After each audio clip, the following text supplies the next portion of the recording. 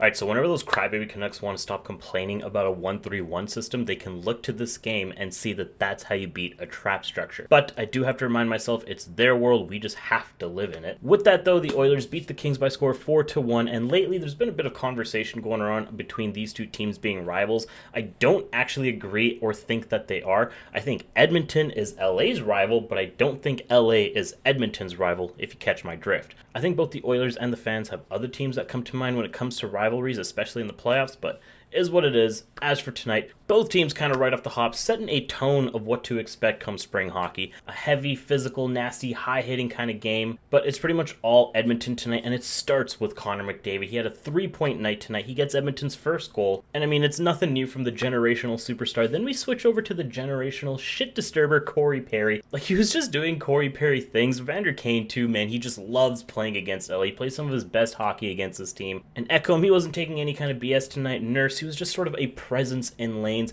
Cody Ceci too, like anytime LA tried to hop in on the attack, Ceci was just quickly poking the puck away. Like, Edmonton was just playing a really good game, and Skinner was solid, especially late in that second period, just after a relentless Oilers forecheck. He gets a couple of huge saves, and then the play goes back the other way because LA ices the puck. Leon on the wraparound throws this puck in front of the net, goes off of Henry's chest and in, and shout out Rico too for winning this net front position battle between him and Danault. I know that there's been some conversation between Edmonton still sort of finding the rhythm since the trade deadline, but like, I just absolutely adore this player. He is so proactive, not reactive. He's just always in the right spot, more often on the defensive side of things, but like when he needs to be there offensively, he's just in the right place. And then we get into the third period. It's Bouchard on the power play.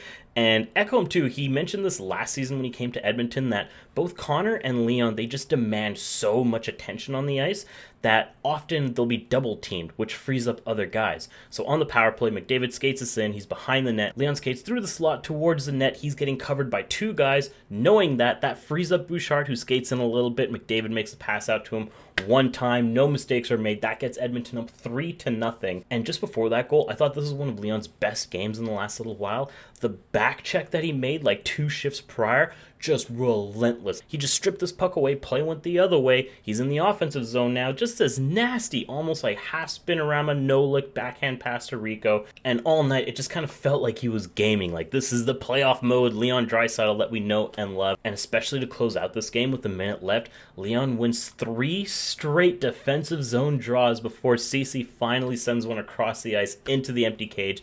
4-1 is the final score.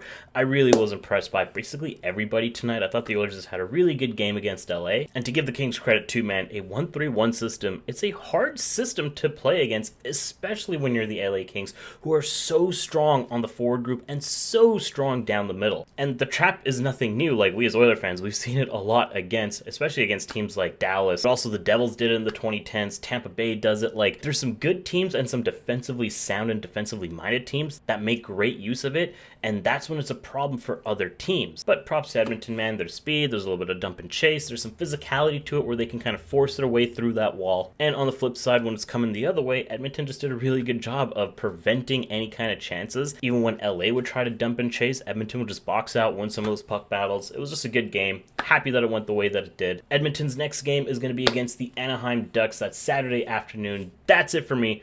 Thank you guys so much for watching. Catch you guys in the next one.